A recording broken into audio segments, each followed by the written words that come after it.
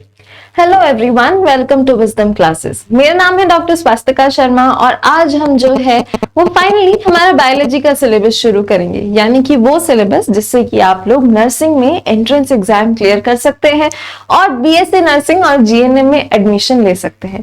तो आज से हम जो है वो हमारा बायोलॉजी का सिलेबस शुरू करेंगे। जैसा कि मैंने प्रीवियस वीडियोस में बताया था कि राजस्थान के जो नर्सिंग एग्जाम है उसमें सिर्फ 12th का सिलेबस आता है, बायोलॉजी, केमिस्ट्री, फिजिक्स का, इंग्लिश भी आती है, पर बाकी जो स्टेट्स हैं अक्सर उनमें 11th और 12th दोनों का सिलेबस आता है।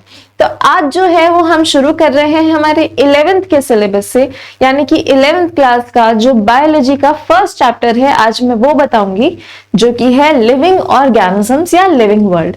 मैं थोड़ा बहुत इंट्रोडक्शन दूंगी आपको कि क्या क्या होता है इसमें, और वो मेन पॉइंट्स बताऊंगी जो कि आपके एग्जाम के पर्सपेक्टिव से रिस्पॉन्सिबल है। इसके अलावा बीएससी नर्सिंग और जीएनएम में एडमिशन लेने में तो हेल्प करेगा ही। अगर आप 11th के एग्जाम को अटेम्प्ट कर रहे हैं तो उसमें भी ये वीडियो आपकी हेल्प करेगा, क्योंकि ये ही सिलेबस आपके बोर्ड्स का या 11th का भी होता है। तो आज से हम शुरू करेंगे हमारा 11th का फर्स्ट चैप्टर। तो चलिए बढ़ते हैं। 11th का फर्स्ट चैप्टर है लिविंग वर्ल्ड, और लिविंग वर्ल्ड जो चैप्टर है एनसीईआरटी में, ये हमें बताता है कि लिविंग ऑर्गेनिजम्स यानी कि जीवित चीजें क्या होती है। तो आप जानते हैं कि हमारे जो आसपास है उसमें दो तरीके के ऑर्गेनिजम्स होते हैं, लिविंग और नॉन लिविंग। यानी कि लिविंग वो जो जिंदा है, नॉन लिविंग वो जो मर गए हैं। लिविंग ऑर्गेनिजम्स को हम बायोटिक भी कहते हैं, बायोटिक ऑर्गेनिजम्स, और नॉन लिविंग ऑर्गेनिजम्स को हम एबायोटिक भी कहते हैं, एबायोटिक ऑर्गेनिजम्स। तो अब ये वो टर्म आए कहीं पे तो कंफ्यूज नहीं होइएगा कि क्या होता है biotic organisms. Biotic term use होता है लिविंग के लिए। लिविंग का मतलब होता है जो चीजें जिंदा होती है। वही दूसरा टर्म है एबायोटिक। एबायोटिक यूज होता है टर्म नॉन लिविंग के लिए। नॉन लिविंग यानी कि वो चीजें जो कि जिंदा नहीं है, मरी हुई है, ठीक है, मरी हुई है या फिर जिंदा नहीं है, जैसे टेबल, कुर्सी, ये सब, इन सब के लिए जो टर्म यूज होता है वो होता है आपका एबायोटिक या नॉन लिविंग। देखिए कैसे याद करना है, इसे कंफ्यूजन होगा, सेम से टर्म्स है। बायोटिक, बायोटिक का मतलब होता है हिंदी में, वैसे नॉर्मल लैंग्वेज में, लाइफ। यहां पे भी बायोटिक का मतलब होगा लाइफ, पर बायोटिक के आगे ए लग रहा है। जहां पे ए लग जाता है उसका मतलब नेगेटिव में होता है। तो ए बायोटिक का मतलब बिना लाइफ के, जिसमें लाइफ नहीं है। लाइफ नहीं है मतलब वो नॉन लिविंग है, वो या तो मरी हुई है या फिर वो जिंदा नहीं है, जैसे टेबल, कुर्सी, बॉटल, या मरा हुआ इंसान, या मरे हुए जानवर, या मरा हुआ इंसेक्ट, मरा हुआ चूहा, ये सब क्या है, ए बायोटिक है, नॉन लिविंग है। और बायोटिक कौन है? मैं बायोटिक हूं, मैं जिंदा हूं। बायोटिक यानी लिविंग थिंग्स, जो आसपास हमारे जानवर होते हैं, पक्षी होते हैं, पेड़ है, आप सभी लोग आप सभी क्या है, बायोटिक है, लिविंग है। तो आज का जो चैप्टर है वो हमारा इस पे बेस्ड है कि हम कैसे डिफरेंशिएट करते हैं कि एक चीज लिविंग है या नॉन लिविंग है। आप बोलेंगे मैम बहुत आसान है, देख के ही पता चल जाएगा कि लिविंग है, नॉन लिविंग है, ये ब्लैक, ये बोर्ड है, ये नॉन लिविंग है, मैं हिल रही हूं, मैं लिविंग हूं। पर ऐसा नहीं होता। साइंस में कुछ पर्टिकुलर फीचर्स होते हैं जिससे हमें पता चलता है कि कोई भी ऑर्गेनिज्म, कोई भी जीव जो है वो लिविंग है या नॉन लिविंग है। तो आज हम ऐसे ही 5 कैरेक्टर्स के बारे में बात करेंगे कि ऑर्गेनिज्म लिविंग है या नॉन लिविंग है। ये ही चैप्टर आपके एनसीईआरटी से पढ़ेंगे आप, जब मैं पढ़ा दूंगी तो, और यही सब आपको पढ़ने को मिलेगा और आपका रिविजन हो जाएगा, ठीक है। तो चलिए बढ़ते हैं हमारे टॉपिक की तरफ। Characteristics of living organism first chapter है आपकी 11th क्लास का। तो हम शुरू करते हैं। देखिए सबसे पहले आप क्या कहेंगे, कोई भी लिविंग ऑर्गेनिज्म नाम आपके दिमाग में आएगा तो आप कहेंगे मैम लिविंग ऑर्गेनिज्म वो होता है जो ग्रो करता है, यानी कि बढ़ता है। जैसे मैं लिविंग हूं, मैं हाइट में बढ़ रही हूं, हाइट में बढ़ रही हूं तभी लिविंग हूं ना। मरा हुआ इंसान तो हाइट में नहीं बढ़ता। कोई कुत्ता है वो छोटे से बड़ा हो रहा है तो ग्रोथ हो रही है उसमें। ठीक है, वो लिविंग है। कोई पेड़ है, पेड़ भी पहले छोटा पौधा था, फिर बड़ा बन के बड़ा पेड़ बना, विशालकाय पेड़ बना, तो ग्रोथ हो रही है उसमें, वो लिविंग है। तो जिस चीज में ग्रोथ होती है वो लिविंग होती है, ऐसा हम समझते हैं। ग्रोथ का मतलब क्या होगा? ग्रोथ का मतलब होता है बढ़ना। ग्रोथ का मतलब होता है आसान भाषा में बढ़ना। हाइट बढ़ सकती है, वजन बढ़ सकता है, जैसे बाल हमारे बढ़ रहे हैं तो हम लिविंग ऑर्गेनिज्म है, नाखून बढ़ते हैं तो हम लिविंग ऑर्गेनिज्म है, किसी जैसे गाय है उसके सींग बढ़ते हैं तो लिविंग ऑर्गेनिज्म है। तो ग्रोथ का मतलब होता है बढ़ना, किसी भी पर्सपेक्टिव में, हाइट का बढ़ना, वेट का बढ़ना या दोनों का बढ़ना, ठीक है। तो ग्रोथ के लिए हम कह सकते हैं कि ये लिविंग बीइंग्स में ही होती है, जो जिंदा है उसमें ग्रोथ होती है। ओनली सीन इन, ओनली नहीं बोलेंगे हम बोलेंगे seen in all living organisms. जितने भी लिविंग ऑर्गेनिजम्स हैं उन सभी में ग्रोथ दिखती है, सही बात है। पर क्या कभी आपने सोचा है कि ये नॉन लिविंग ऑर्गेनिजम्स में दिखती है या नहीं दिखती है? ग्रोथ का मतलब बढ़ना ही होता है ना, क्या नॉन लिविंग ऑर्गेनिजम्स बढ़ते हैं या नहीं बढ़ते हैं? तो सभी को पता होगा राजस्थान क्या है? रेगिस्तान है। यहाँ पे क्या मिलते हैं? मिट्टी के टीले मिलते हैं। तो मिट्टी की अगर हम बात करें तो अगर हम काफी दिनों तक एक टेबल को हाथ नहीं लगाएं, साफ नहीं करें, तो क्या आपको नहीं लगता कि साल भर में जो मिट्टी की लेयर है वो उस पे जमती जाएगी, जमती जाएगी, जमती जाएगी, यानी कि जो मिट्टी की लेयर है वो मोटी होती जाएगी, थिक होती जाएगी, मिट्टी की लेयर बढ़ती जाएगी। जब दिवाली की सफाई करनी होती है और हम काफी समय तक किसी एक चीज को हाथ नहीं लगाते हैं तो मम्मी क्या बोलती है? ये पड़ी पड़ी है, ये इस पे और मिट्टी जमती जाएगी या मिट्टी बढ़ती जाएगी। तो वैसे तो ग्रोथ सभी लिविंग ऑर्गेनिजम्स में देखी जाती है। आप मैं सभी बचपन से लेके अभी तक थोड़े से हाइट में बढ़ते हैं, कुछ लोग थोड़े बढ़ते हैं, कुछ लोग बहुत ज्यादा बढ़ जाते हैं। पर लिविंग ऑर्गेनिजम्स के साथ साथ ये नॉन लिविंग ऑर्गेनिजम्स में भी देखी जाती है और इसका बेस्ट एग्जांपल है रेत के टीले। रेत के टीले अगर एक जगह जो है उसको छेड़ा नहीं जाए तो रेत का टीला बढ़ता बढ़ता बढ़ता बढ़ता बहुत ऊंचा हो जाएगा। ऐसे ही राजस्थान के रेगिस्तान है, वहां पे भी रेत के डिब्बे ऐसे ही बने हैं कि मिट्टी जमती गई जमती गई जमती गई, तो रेत के जो टीले हैं उनकी ग्रोथ हो गई, वो बढ़ गए ज्यादा, ठीक है। या फिर जैसे पहाड़ है, पहाड़ भी कई बार हाइट में बढ़ते जाते हैं, बहुत ऊंचे हो जाते हैं, तो उनमें भी ग्रोथ दिख रही है। तो ग्रोथ सभी लिविंग ऑर्गेनिजम्स में होती है, पर हम ये नहीं कह सकते कि नॉन लिविंग ऑर्गेनिजम्स में नहीं होती। हालांकि लिविंग ऑर्गेनिजम्स और नॉन लिविंग ऑर्गेनिजम्स में ग्रोथ अलग अलग तरीके की होती है, वो चीज पे हम बाद में आएंगे। पर अगर हमें ये कहा जाए कि ग्रोथ डिफाइनिंग फीचर है क्या, यानी कि डिफाइनिंग फीचर यानी कि जो सिर्फ लिविंग ऑर्गेनिजम्स में दिखे, तो ग्रोथ एक डिफाइनिंग फीचर है क्या? नहीं, ग्रोथ एक डिफाइनिंग फीचर नहीं है, क्योंकि ग्रोथ लिविंग ऑर्गेनिजम्स और नॉन लिविंग ऑर्गेनिजम्स दोनों में दिखती है। तो हम लिख लेंगे also seen in non living organisms, और इसका एग्जाम्पल लिख लेंगे हम ताकि आप कंफ्यूज ना हो। एग्जाम्पल सॉइल, एग्जाम्पल सॉइल, ठीक है, या रेत के टीले। ये आप एनसीईआरटी में पढ़ेंगे तो वहां भी आपको ऐसे ही एग्जाम्पल्स मिलेंगे। तो इससे हमने क्या कंक्लूजन निकाला कि ग्रोथ दिखती है, लिविंग में भी दिखती है, नॉन लिविंग में भी दिखती है, पर it is not a defining feature, यानी कि सिर्फ लिविंग बीइंग्स में नहीं दिखती है, नॉट अ डिफाइनिंग फीचर, ठीक है। तो मैं आगे लगा देती हूं इसके क्रॉस। फिर देखते हैं हम दूसरा फीचर जो कि हम अक्सर सोचते हैं लिविंग ऑर्गेनिजम्स के बारे में। मैम लिविंग ऑर्गेनिज्म है तो हिलेगा, मरा हुआ इंसान तो अपनी जगह से नहीं हिलता है, खुद नहीं हिलता है, जिंदा इंसान होगा तो हिलेगा, जिंदा जानवर होगा तो हिलेगा, बिल्कुल हिलेगा। मूवमेंट यानी कि कोई भी शरीर के हिस्से का हिलना या एक जगह से दूसरी जगह जाना, उसे मूवमेंट कहते हैं। जिंदा इंसानों में मूवमेंट होता है, होता है। पर क्या सभी जिंदा चीजों में मूवमेंट होता है? क्या सभी लिविंग ऑर्गेनिजम्स में मूवमेंट होता है? क्या आप सोचेंगे इस बारे में कि सभी जिंदा चीजों में मूवमेंट होता है या नहीं होता है? तो अगर मैं जवाब दूंगी तो मैं कहूंगी नहीं, मूवमेंट लिविंग ऑर्गेनिजम्स में होता है, सही बात है, पर सभी लिविंग ऑर्गेनिजम्स में नहीं होता। जैसे पेड़ पौधे, पेड़ पौधे खुद से एक जगह से दूसरी जगह चल के नहीं जा सकते हैं, पर जिंदा तो होते हैं।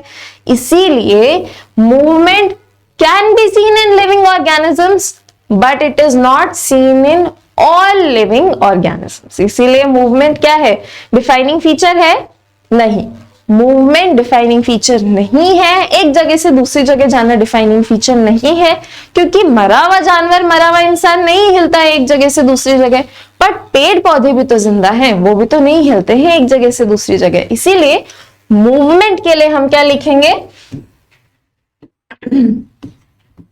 Can be seen, can be seen in living organisms, यानी कि लिविंग ऑर्गेनिजम्स में दिखता है, लिविंग ऑर्गेनिजम्स, बट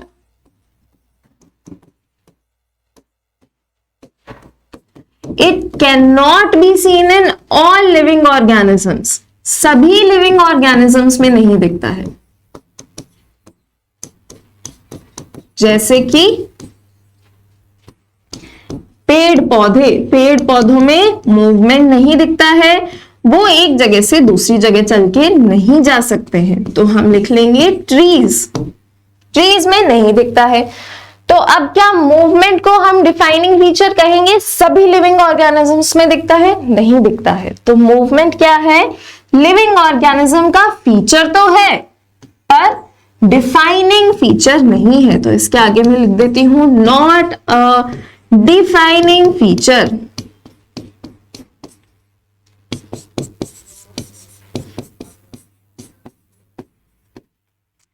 फिर आते हैं हम तीसरे टर्म पे, जो कि हमारे दिमाग में अक्सर आता है कि मैम ये तो होएगा ही होएगा कि सिर्फ लिविंग चीजें ही रिप्रोड्यूस कर सकती है, टेबल कुर्सी रिप्रोड्यूस नहीं कर सकती।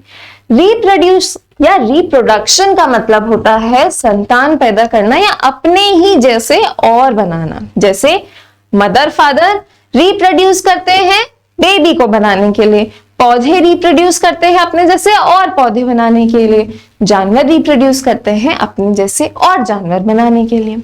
ठीक है, तो मैम रिप्रोडक्शन तो सिर्फ लिविंग ऑर्गेनिज्म में होता है, नॉन लिविंग में होता ही नहीं है। बात सही है। टेबल कुर्सी रिप्रोड्यूस थोड़ी कर सकती है। अगर टेबल कुर्सी रिप्रोड्यूस कर सकती तो हम नई टेबल कुर्सियां खरीदते नहीं। पर सवाल ये है कि क्या सभी लिविंग ऑर्गेनिजम्स रिप्रोड्यूस कर सकते हैं? यानी कि क्या ये जरूरी है कि हर लिविंग ऑर्गेनिज्म के बच्चे हों? नहीं, ये जरूरी नहीं है। आपने आसपास अपने कई ह्यूमन बीइंग्स, कई इंसान भी ऐसे देखे होंगे जो कपल हैं, हस्बैंड एंड वाइफ है, पर वो रिप्रोड्यूस नहीं कर सकते हैं, या तो वो इनफर्टाइल है या रिप्रोडक्शन में उनकी कोई परेशानी है। तो रिप्रोडक्शन जो है सभी लिविंग ऑर्गेनिजम्स में नहीं देखा जाता, वो सिर्फ लिविंग ऑर्गेनिज्म में देखा जाता है। पर सभी लिविंग ऑर्गेनिजम्स में रिप्रोडक्शन नहीं देखा जा सकता। तो दोबारा वही सवाल कि क्या रिप्रोडक्शन यानी कि बच्चे पैदा करना लिविंग ऑर्गेनिज्म का एक कैरेक्टरिस्टिक फीचर या डिफाइनिंग फीचर है? नहीं, नहीं है। लिविंग ऑर्गेनिजम्स में रिप्रोडक्शन देख सकते हैं, पर सब लिविंग ऑर्गेनिजम्स में देखें ऐसा जरूरी नहीं है, क्योंकि इनफर्टाइल कपल्स भी होते हैं। तो रिप्रोडक्शन के लिए हम वही लिखेंगे, can be seen only in living organisms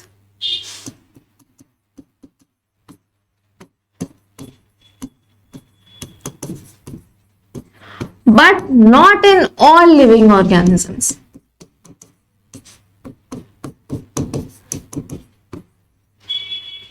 सिर्फ लिविंग में दिखता है, जिंदा चीजों में दिखता है, पर सब में नहीं दिखता। और इसका एग्जाम्पल लिखूंगी मैं, इनफर्टाइल कपल्स, ऐसे कपल्स जो कि रिप्रोड्यूस नहीं कर पाते हैं। ठीक है, तो क्या ये एक डिफाइनिंग फीचर हुआ?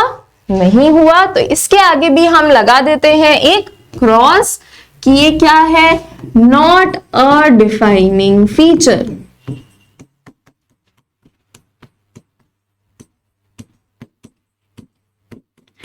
आगे बढ़ते हैं, देखते हैं कि क्या ऐसा डिफाइनिंग फीचर है जो कि सभी लिविंग ऑर्गेनिजम्स में होता है और किसी नॉन लिविंग ऑर्गेनिज्म में नहीं होता। हमारे चैप्टर का यही एम है कि हम कुछ ऐसी चीजें देखें जो सब लिविंग ऑर्गेनिज्म में होती है और किसी नॉन लिविंग ऑर्गेनिज्म में नहीं होती।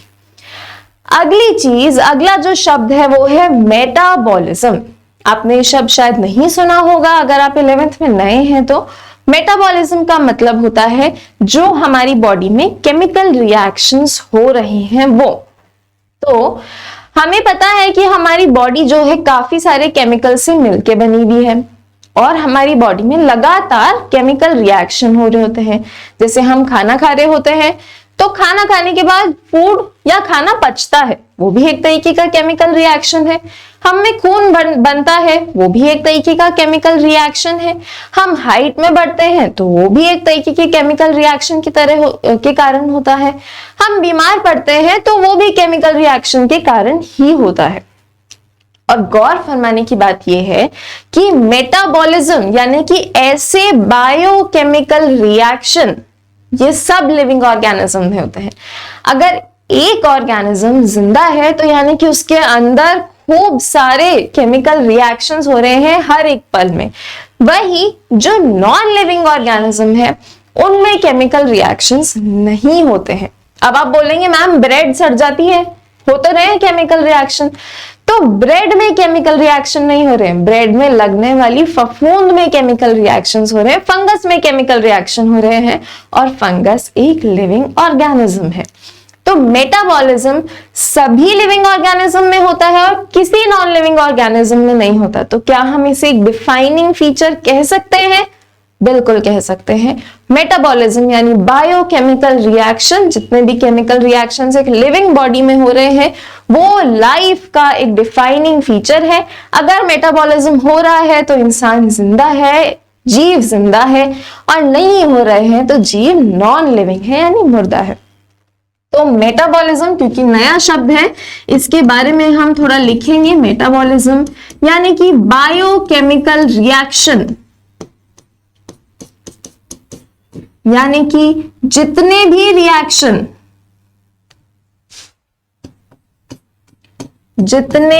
रिएक्शन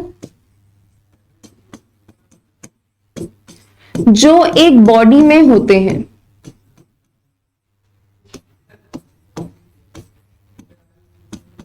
उन सभी को बायोकेमिकल रिएक्शन कहा जाता है।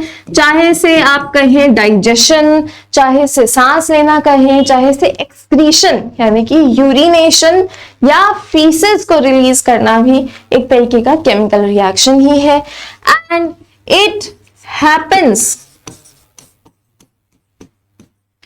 इन ऑल लिविंग ऑर्गेनिजम्स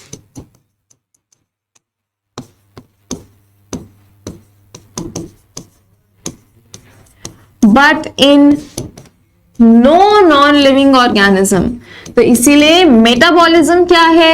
एक तरीके का डिफाइनिंग फीचर है लाइफ का। अगर मेटाबॉलिज्म होगा तो इंसान जिंदा है ही है। ये सब के क्वेश्चन जो है मैं आपको नेक्स्ट वीडियो में कराऊंगी, जिसमें हम सिर्फ क्वेश्चंस करेंगे इस चैप्टर के जो अभी तक हमने पढ़ा है आज। ठीक है, तब आपको पता चलेगा कि मैं क्यों फोकस कर रही हूं कुछ पॉइंट्स पे, सिर्फ क्योंकि उनसे क्वेश्चंस आते हैं। अब है लास्ट फीचर हमारा जिसको कहेंगे response to stimuli. Response to stimuli क्या होता है? देखिए, रिस्पॉन्स यानी कि बोलते हैं ना कि जैसे कोई आपको छेड़ रहा है तो उसको रिस्पॉन्ड ही मत करो। रिस्पॉन्स यानी कि हम किस तरीके से बिहेव कर रहे हैं, अगर कोई इंसान हमारे साथ पेश आ रहा है हम किस तरीके से पेश आ रहे हैं। ठीक है, रिस्पॉन्स टू स्टिमुलाई। स्टिमुलाई यानी कि कुछ भी जो हम पे आ रहा है, जैसे एनवायरमेंट, गर्मी सर्दी, स्टिमुलाई है एक तरीके का। ठंड लगना बताया मैंने, स्टिमुलाई है।